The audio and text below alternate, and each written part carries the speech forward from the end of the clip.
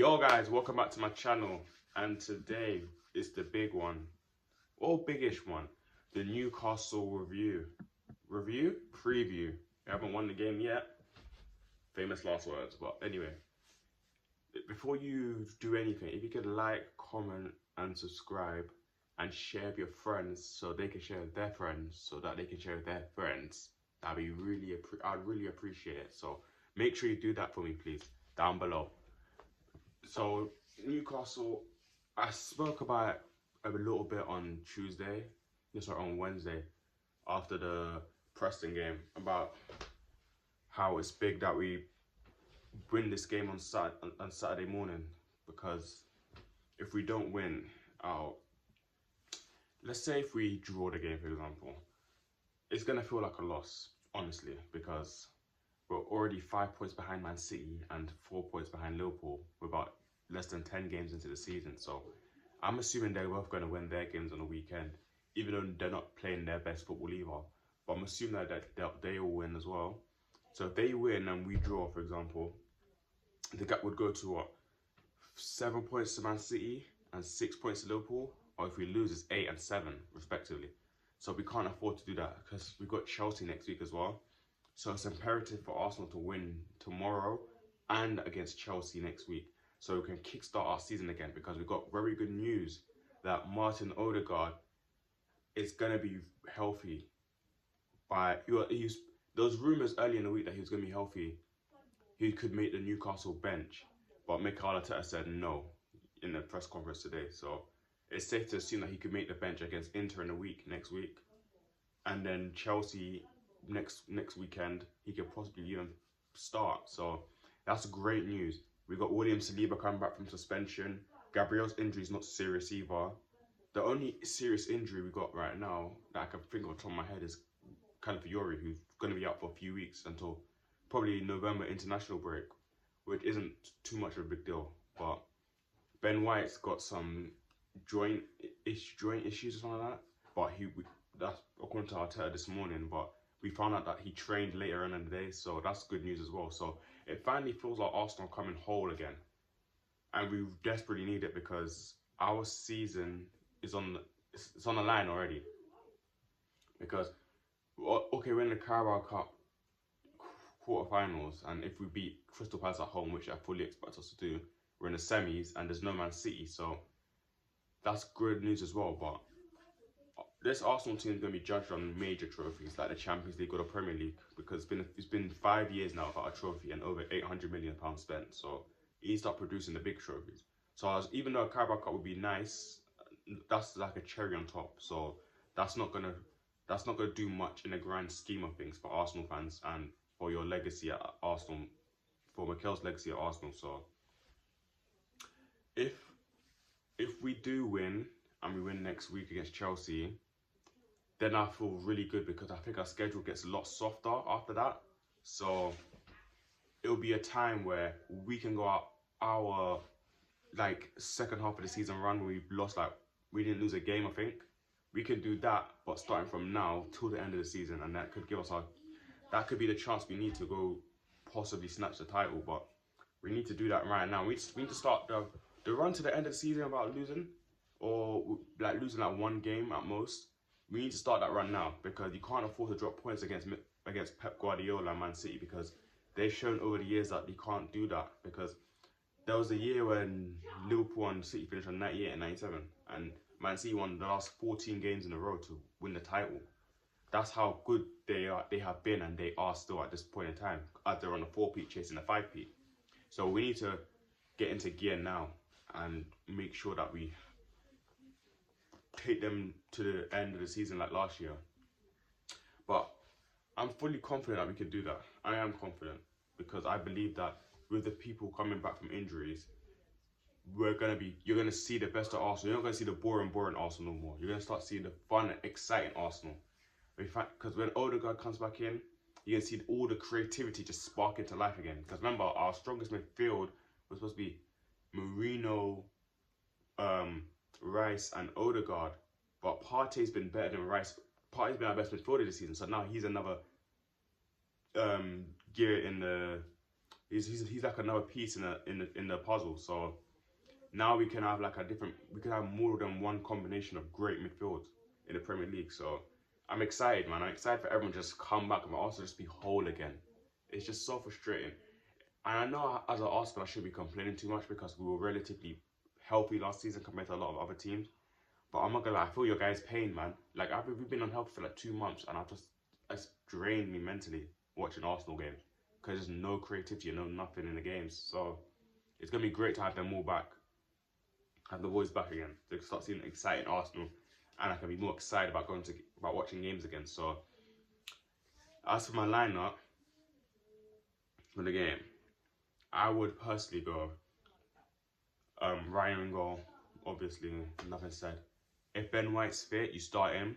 If he's not fit, then you start Thomas Partey at right back again. Centre back pairing. It's gonna get a bit confusing. Saliba and Gabriel, or Saliba and White if Gabriel's not healthy and fit, which I do expect him to be. But either one of those pairings, Gabriel Saliba or Saliba White. And then left back, Timber or Zinchenko, because I'm not gonna lie, Zinchenko against Newcastle, that could be dangerous, but I don't know, man. Zinchenko or Timber, one of them. I don't want to see Lewis Skelly start, I'm not gonna lie. Like, he's a good prospect and all that stuff, but yeah, we don't want to see him start against Newcastle. Midfield though is where it gets interesting, because I've been saying this for so many weeks now, and I feel like Mikel has tried his best not to do it, but it's about time, bro. It's time to start him. Rice, Marino, Waneri. Let that kid shine, bro. I feel like Arteta's not doing the same way. He's not starting him, like, because of what Jason Cundy said about 2 years ago. Remember when Waneri became the youngest player to play in the Premier League when he was like 15, and then Cundy said that Arteta was making it about himself, trying to be so that he could be known as the manager who gave the youngest ever player their first start. And I feel like, do you feel like, am I the only one that feels like it's in his head a bit, like now he doesn't want to start him now because of what people are going to say about him? I hope I'm wrong. I hope he doesn't care what people like bums like him say about him, but I think that it's in his head a little bit. Waneri needs to start, okay? I know it's physical, Newcastle, all that stuff, which could get which is arguably the worst place to start your first Premier League game at, but we need his creativity. We need it, man. I'm not gonna lie, he's the most exciting Arsenal player to watch, not named Saka or Odegaard. So I'm being a bit selfish. I want to watch him play, man. I'm serious. I want to watch him play because he dazzles the screen. It's just so you can't take your eyes off him when he plays. So I'm being a bit selfish, but at the same time, I feel like it's important that he starts so we can win. Saka on the right, amazing against Liverpool when he's only 50% healthy, and came on midweek, little roundabout, get some cardio, so he's good. Saka on the right, Havertz up top, great header in the week. I'm expected to start see your performances have dipped a little bit recently, so I'm expecting you to come out a bit better, so that'd be great. And then Martinelli on the left, Trossard. I'm not gonna lie, Trossard's annoying me a bit. Like he's not good enough to start for Arsenal. I'll say it like that. I'll be real. He's a great substitute. He's not good enough to start for Arsenal. Like even compared to his Brighton days, he's not as good as he was. He's not as good. He's better in a bench role coming on in the second half. So stick to that, bro. No offense, but stick to that. On the other hand, Newcastle is gonna be tough opposition because Newcastle beat us last season. If anyone forgot. You know, the old Disgracia game when the ball went off the pitch, but they couldn't tell because there's no cameras there. So there's not enough circumstantial evidence, so they couldn't take it off. And then they kept and then Joe Willock crossed it, bundle, all that stuff. Ends up in what's his name? The winger for Newcastle. He scored the goal, the one that played for Anthony Gordon. Ended up scoring the winner. That game it was fiery, that game. I can remember there was a moment where Havertz took one of their players off the whole pitch, and it ended up starting like a whole like brawl or something, like a mini brawl. And it was like Newcastle at St James Park is never easy, especially 12th play kickoff. So Arsenal could arguably make my weekend or ruin my weekend by about 2 o'clock on Saturday. So I'm hoping Arsenal do what they need to do and win so I can just relax the rest of the weekend.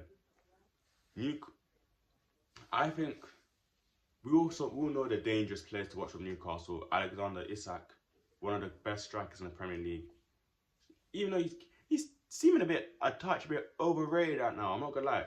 Because when I was so desperate to sign him, and you see Arsenal content creators everywhere. Sign Isak, 120 million, I don't mind. Signing, it's fine.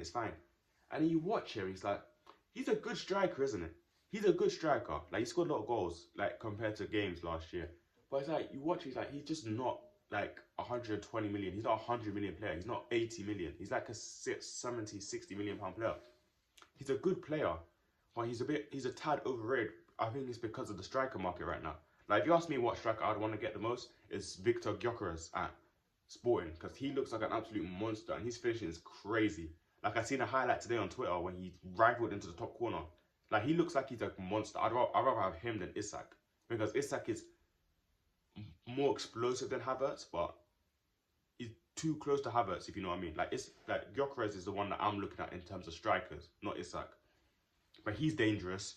You got Bruno Guimaraes in midfield, who's always going to be dangerous. Great technical midfielder, and he's got a lot of physicality on him as well. So if Ranieri does start, he could probably put on them a bit. But hey, this is where you earn your stripes, son. You know what I mean? Earn your stripes, bro.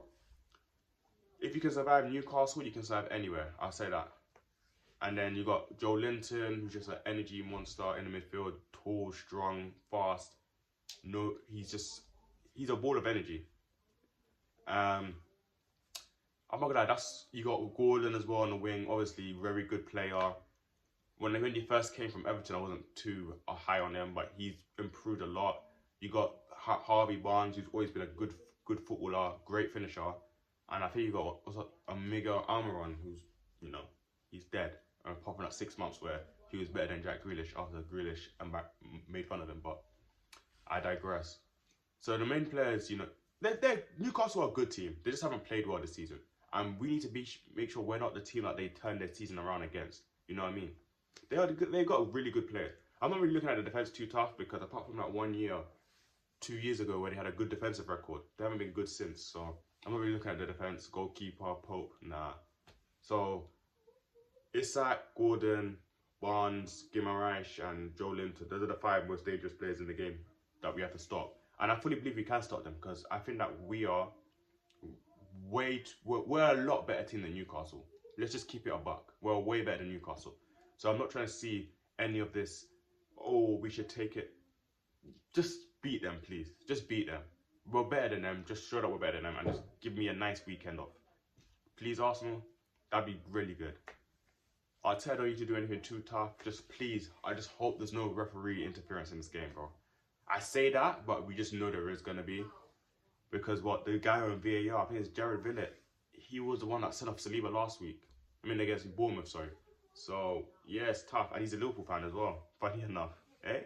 But I'm confident. I'm confident in the boys. I'm feeling a bit better because of the people coming back. So, I'm going to go for a 3-1 Arsenal win. Tell me down below if you guys agree with me. And if you don't agree with me, why don't you just tell me down below as well and tell me why I'm going to be wrong and why you're right. We can have a little discourse there, so I'll be checking in the comments to see what you guys think. But anyway, Arsenal, please, come on. Please, Arsenal, do it for us, man. It's been your boy, Tirado. Thank you guys for watching this video. As I said before, if you can like, comment, subscribe down below, share with your friends so they can share with their friends, so they can share with their friends. And it's been... I'm waffling now, I'm not gonna lie. It's been fun, this journey so far. I'm not gonna lie, even though my account is not growing too fast, just seeing it go up is it excites me inside, so it makes me more, it encourages me to make more videos, so I thank you guys. Yeah, so as I said, like, comment, share, subscribe, all that good stuff, and I'll see you guys soon. Peace.